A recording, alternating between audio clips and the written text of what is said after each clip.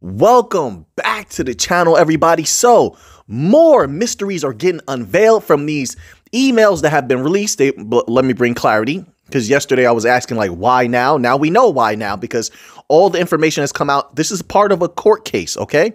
Everybody's reporting on it now. All the big websites are reporting on it. It's from the court case in London, where they have this individual in court who is claiming to be Satoshi. There's others that are saying this individual is not Satoshi. They're in court. I believe that's what it's over. So the courts compelled everybody to release all of their emails. So now people are getting to comb over these emails. They're uncovering things Satoshi said about Ripple, things revelatory things about Bitcoin and how Bitcoin would compete against other things. They're unveiling things Satoshi, I believe, the Satoshi speak on, I believe it was Cardano as well. So there's a lot in these emails. I'm sure much more mysteries are going to be revealed. It's quite eye-opening. And then on top of that, keep in mind, they compel the other the individual who's claiming to be Satoshi. They compel that individual to hand over his emails as well. So people haven't even begun to dig into that information, or that information hasn't even begun to come out. Because what they've done is they've done these information dumps. So instead of giving a little bit at a time to the courts, they just dumped everything all at one time, so you know how that goes. So now people are just going through it and finding out these things and releasing the information as they find it. So that's what's going on right now. But it tells you, listen, when you have, it's not like, let me say this before I say the thing I was going to say. Satoshi praising Ripple, that is amazing. That's great. It only means you can more thoroughly narrow down who's the best of the best. If you have the person who started the whole crypto thing, which, by the way, that's another thing they unveiled, is that not only did Satoshi praise Ripple, but in showing you that Ripple is one of the best, because Satoshi could have spoken on a lot of different things, but he was questioned on these certain things. He only answered about those certain things. I think he spoke about Ripple. I think he spoke about Cardano in those emails. But at the same time, I mean, there's so much coming out, folks. I'm having a lot of fun. So it's not like Satoshi praising Ripple is going to spike XRP's price or something or do anything. It's not. No. Have you seen it do that? No, it's not going to do that. No, but it's fun information, and it just shows you who's the best of the best. That Ripple got praised by the person who's the origin of everything. That means something. That's significant. That's significant, right? All right. So now let's begin here. We got a lot of stuff to cover today. I think we got a few more mysteries that were unveiled by the Satoshi emails from the courts. I'm gonna keep saying that like that so people don't think like, because I know when you first hear that, like, what, Satoshi emails? Yeah, see, court. When you go to court, oh man, they bring out all the dirty secrets, all the dark secrets. Could you imagine if the courts didn't compel those people? They would have never put out those emails. Never. Which, hey, shout out to them. They're loyal. To hold those all of these years and never put them out, never sell them for money, anything, just to hold them. They're loyal. So, hey, man, you got to respect people like that. Satoshi was around. Well, how did the young people say? He was around a few real ones. So now let's get on to this first article here, because we got some more activity going. This article is titled XRP Whales Accumulate 20 Million. See, isn't it interesting? Whenever XRP has a little bit of a tick down, then you see the whales doing that buying. They're very, very smart. So it balances out. So you're not going to see the price go boom while they're buying. They're buying while the people are massively profit taking, massively selling. They're both happening at the same time. So there's a balancing effect there. But let's read this little tidbit here. It says, in a thrilling turn of events, an XRP whales 19.99 million accumulation appears to have piqued the interest of crypto market enthusiasts across the globe. Of course, listen, do you think this whale spent that much money on something that the individual is not bullish on? This means, once again, it's just more evidence that these people, these big timers, and we've seen a lot of them coming into XRP lately. You tell me I'm lying. Now, that's what we've been reading. That's what's been reported. They're super bullish on XRP for some reason. Now, they never clarify, really. They just come out and say, we're bullish. Oh, my dad sold the house for XRP. They never give the reason why they're super bullish, but at least we have the idea that they are super bullish because they're putting their money where their mouth is. And you have these companies that are reputable reporting on this. This is what they do, like Sentiment, for example. Sentiment is, I mean, it doesn't get more reputable than them. That's what they do. They follow these wallets and they report on what's going on, you know? So these people are super bullish on XRP for some reason. I have my reasons. I know that. Not financial advice. I'm not a financial advisor. Just a humble news researcher and reporter. That's all, folks. You do what you want to do. But that's why people are, it's going to pique their interest because they're like, whoa, what's going on here? What's coming? The ending of that case is coming. I'm telling you, the ending of that case has a lot of entities super bullish. It has to, because for the first time, XRP can run wild. What happened last year was just an appetizer. You got to understand, when XRP got its clarity, it was like a child standing there waiting for its parent to help them cross the street. Well, Ripple is the parent, and they're still tied up right now. So, hey, little XRP can't help you cross right now. But when Ripple gets through that case, now you have the possibility. Think about this for a minute. If the bank said, hey, we don't want to step in and start using XRP until there's total clarity. We read the articles. All right. Total clarity. So the banks then can step in. Doesn't mean they can step in. That's number one. Then you're talking about ETFs. Who's going to do an ETF while the main company that's involved with the protocol holding a chunk of that protocol is still in court? Who's going to do an ETF then? So then you have the propensity for, if you're one of those people that's enthusiastic about an ETF, like I personally really don't care about an ETF, but it could be interesting. It could be something good. It could be something fun. And I'm for anything that's positive for XRP moving forward. But if you're one of those people, then now you have the possibility for an ETF. I just don't see how anybody steps in with an XRP ETF before that time. I'm just saying. I mean, I could be completely wrong. You could disagree with me on that, but I've said that plenty of times before. This is nothing new to those who've been watching the channel for a while. I believe everything happens after that case. And there's those who would disagree with me, but I've been saying that for a long time. It just makes sense. If the banks feel that way, everybody else, more than likely, that is a moneymaker, a business person, is going to feel the same way. So I think a lot of them see that. Then keep in mind, you have all of these. Don't worry, we're going to get back to these articles, but I want to get this out. You have all of these Bitcoin people. Listen, folks, we've been in this almost 3 years now together. All right. Through thick and thin, never backed off, never backed down. We've been through the highs in the 2021 bull market. All these millionaires make. We've been through that. We went through the lows, and we've been here struggling it out like Spartans, right? So we know that the Bitcoin elitists, the Bitcoin maximalists, they never easily praise anything else. Anything. And the only times they do is when something is a money maker. You've seen it. They're very, very loyal to Bitcoin. So now you have Bitcoin maximalists after Bitcoin elitists after Bitcoin maximalists coming out talking about all this XRP that they're buying and accumulating, and how bullish it is now and all of this stuff. This is what they're saying. Hey, go ask them questions. They're putting their names out there. You can go ask them questions about it. But something's happening here. And then once again, I just want to say, if XRP goes up, if XRP explodes, if we're going to go by history, which history doesn't always have to repeat itself. It doesn't. It can be similar. It doesn't have to be the same. True. I acknowledge that. But if XRP explodes, XLM is going to explode in its own way. In its own way. Now, if I'm to believe what people are saying, these are two things that people have a ton of. A ton. When you start having I'm talking about massive amounts of crypto, it begins to be really, really easy to see delicious gains. You know, just like I said, like I give the example, think about those micro caps. People have massive amounts of mainstream cryptos, just like they do micro caps.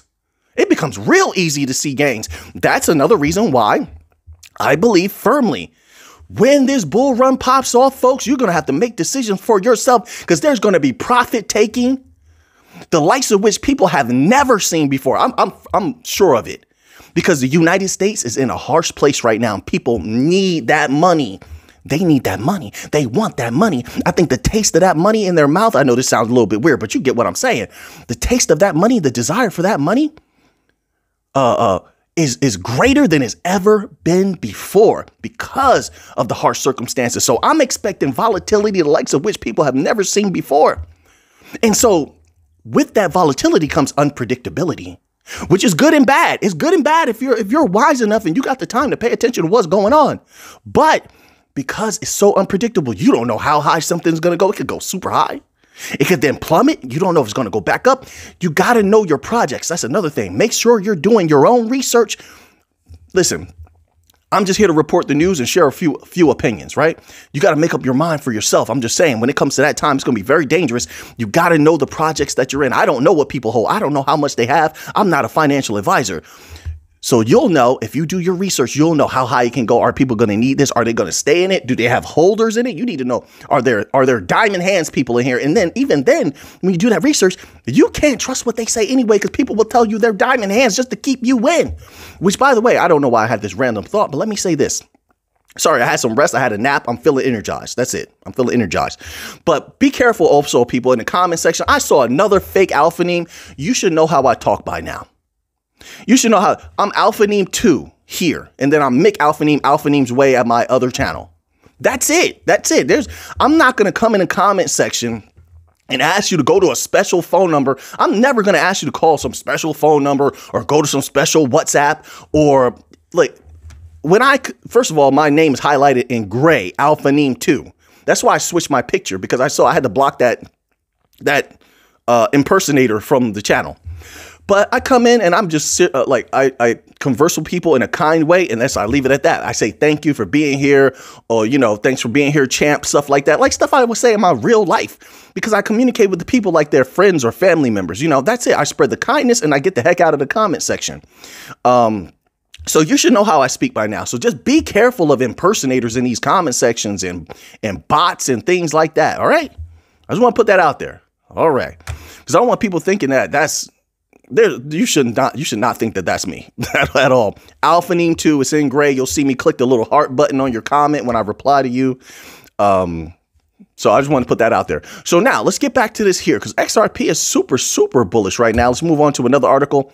So now you have a lot of mysteries going on. What is going on in crypto right now? I don't know, but I'm having a lot of fun. I can tell you that right now. This is a great time period for a news reporter and researcher. This article is titled "Ripple's 400 million token unlock mystifies community." Now, the mystery part is where it gets to this message, this memo that was attached. What the heck does this memo mean? You let me know in the comment section. Like I said, I see a lot of your comments, man. I appreciate them. I like reading them. They're fun. Which, by the way, in that Auphanim Thoughts segment yesterday, a lot of people were right there with me. They chose the Hulk. Just know that. Just know that the Hulk is a Superman level threat. So I saw all of that. All right. All right.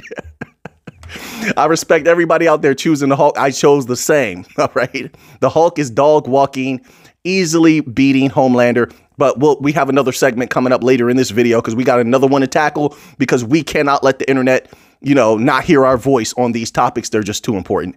So So back to Ripple's 400 million unlock. So there's a weird memo that was attached. Let's read this little tidbit here.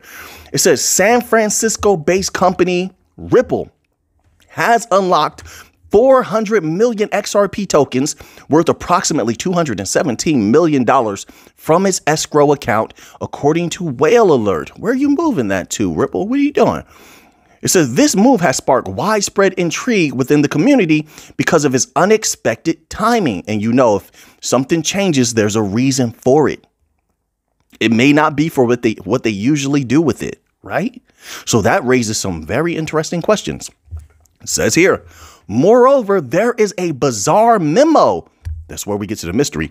Accompanying the transaction, the memo cryptically questioned the execution of February's escrow and included peculiar shout outs. You tell me what you think this means. I would love to hear. Some of you have there's some detectives out there. It says this, quote, February escrow was not executed, question mark. Exclamation mark, TRWBT. I don't know what that means. I don't claim to know every acronym. I don't. So what the heck does TRWBT mean? Then it says here, welcome back, Hodor, HODOR. Welcome back. I don't know what that means either. Welcome back, Hodor, exclamation point. Then it says John Deaton, exclamation point. What does that mean? Why were you mentioning this, Mr. Deaton? Are you going to bring clarity to this? What is going on? Why did they unlock 400 million tokens worth $217 million? And then your name is mentioned here. Uh-oh, what's going on? And let me tell you, with all of this, it says, welcome back. This is excitement. So something big must be going on. I don't know, folks. Listen, if it was negative, they wouldn't say, welcome back, Hodor, John Deaton. John Deaton's one of their warriors, right? So something's going on that's positive, but they don't want to say it outright. But they saw fit. See, I told you, they like to drop these little puzzles. I don't know why. They like to be cryptic for some reason. I don't know why. But they didn't have to put this memo in there. They didn't. But they did. So they want us to decode it. Well, they want someone to decode it. It doesn't have to be us, but this makes for a good, entertaining segment. It's very, very interesting, right? So I'm just going to leave that there because we have some more information to get to. I want to get to with this XLM article before the video gets too late. So let's get to a little bit of XLM news. Listen, they just released the Beast of Soroban. It's been doing very well. It has a lot of support. It's only going to do even better in the future. So then I ask myself, the first thing I say to myself is, hey, Mick, what did WisdomTree have to say on smart contracts? And wouldn't you know, WisdomTree released a super bullish blog post on their website, wisdomtree.com, on February the 14th. Interesting timing. Sorry, I got a little air caught in my chest. Interesting timing for a company that's sorry about that, because their WisdomTree Prime runs on Stellar.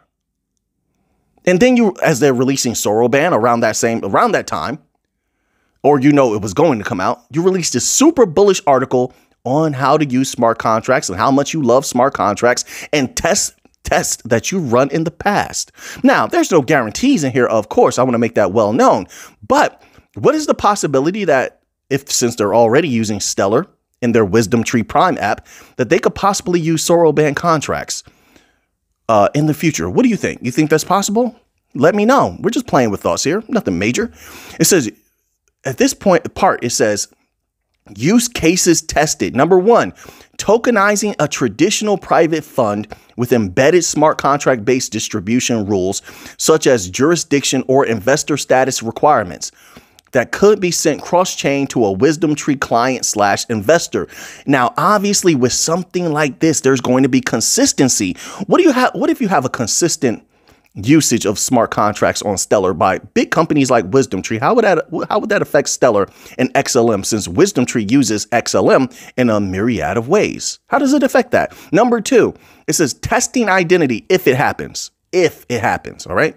Testing identity/credential-based transfers using various implementation models, including through smart contracts with WisdomTree issuing credentials as a wealth management platform to investors' wallets, as well as between investors' wallets, peer-to-peer transfers. You have that. Number 3, through smart contracts, use of a tokenized private fund as collateral in an automated lending contract to borrow WisdomTree money market fund tokens. So these are the 3 use cases they gave. I skipped a lot of this article. The article is actually titled Blockchain Technology, Real World Asset Tokenization and Smart Contracts, Today's IRL Use Cases, the Power of Smart Contracts. And I always posited that I believe that Stellar was rushing Soroban, not rushing it. They took their time, but you know what I mean? They wanted to get it out there because they have these big companies waiting to use smart contracts just in case. This doesn't mean they're going to choose Stellar. They don't have to do anything. That's what people got to understand. Companies don't have to do anything, but we're playing with the idea that there's a high possibility that it could happen. So you have these companies waiting to use smart contracts like WisdomTree, Franklin Templeton. And here's the thing, folks, that we've seen over the years. Let's say a company was using another entity for smart contracts. We've seen that when companies employ DLT, if they feel like something's better, they will swap it out, no problem. We saw that like maybe 2 years ago. There was a bank, I can't remember which one. They were using, it was a bank in Africa. They were building on one blockchain. Then they came in, and that one wasn't going how they wanted it to go. Then they came in and layered another one on top of it. I believe it was an R3 system, something like that. I believe it was an R3 system. They layered on top of that, and they swapped out the other system to have the bulk of what was happening now taken over by the new system. So they will swap if something's cheaper, faster, better. So I always keep that in mind as well. But they're very bullish on smart contracts. They go over what is a smart contract. They go over the blockchain technology. They're very thorough here to let people know, hey, we know what we're doing here. Then they go over some tests that they did with Citibank, Wellington, DTCC, with some other smart contract platform a long time ago. So this could get very interesting. So this is just an example. Like I said, Stellar has a lot of big companies. I'm showing that these big companies are very bullish on smart contracts. Stellar has their smart contracts now available.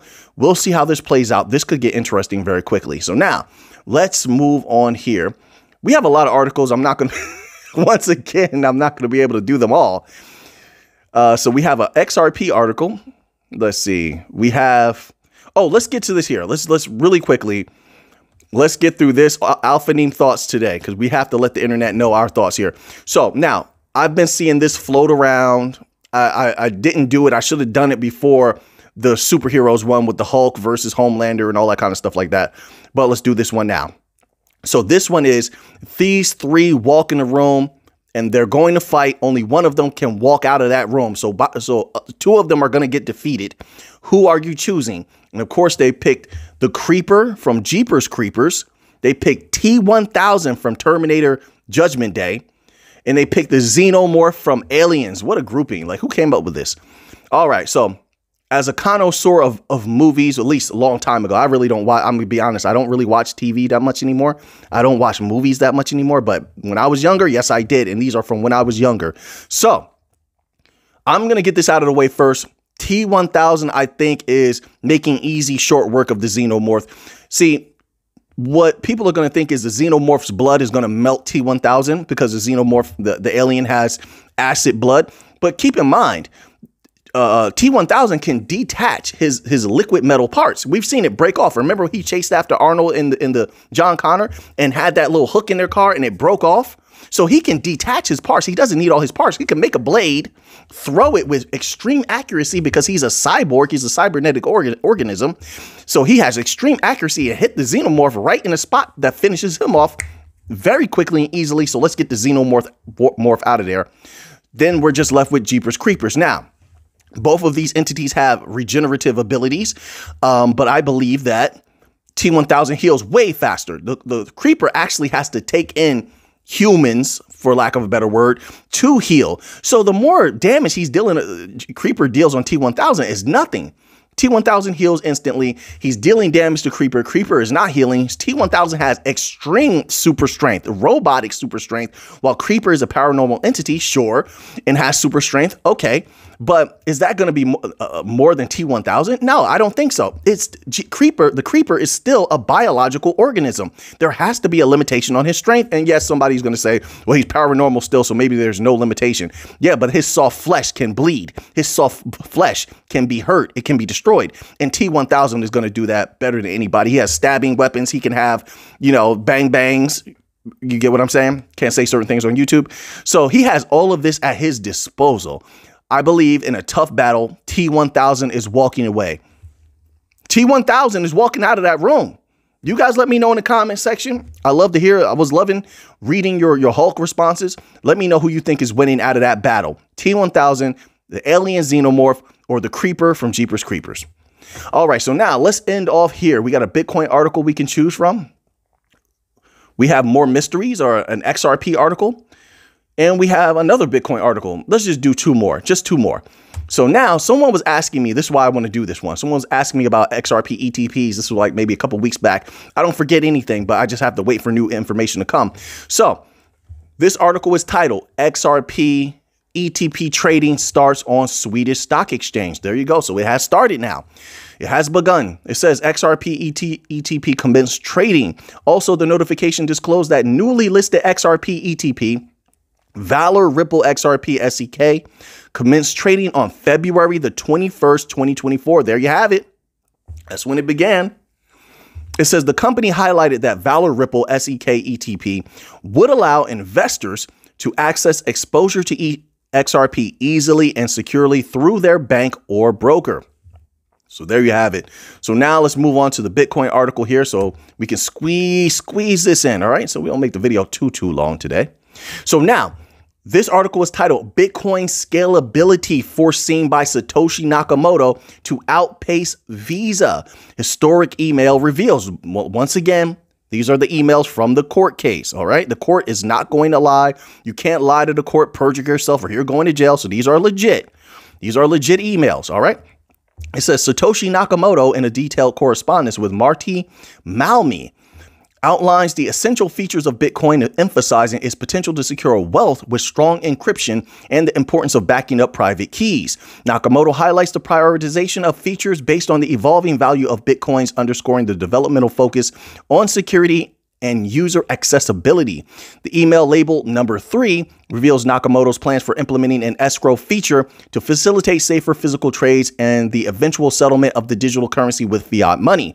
This strategic approach showcases Nakamoto's forward thinking. Yeah, this person, whoever it was, he or she was definitely a visionary. I respect him a lot from these emails. Nakamoto's forward thinking in creating a robust framework for Bitcoin's integration into the broader economy. Quote, I plan to work on the escrow feature next, which is needed to make actual trades for physical stuff safer and before backing the currency with fiat money can begin, unquote, Nakamoto explained on May 3rd, 2009. Addressing network connectivity and the importance of node participation, Nakamoto thanks Sirius for his consistent support. The discussion transitions to technical support for users and frequently asked questions. So like I said, there's a lot more here that they're unveiling, but we don't have time to go over it right now. We'll do it in another video. But this has been very eye-opening, and I'll say very, very fun. So now that you have that information, what are you going to do with it? I know what I'm going to do with it. So until next time, everybody, let's get to the money.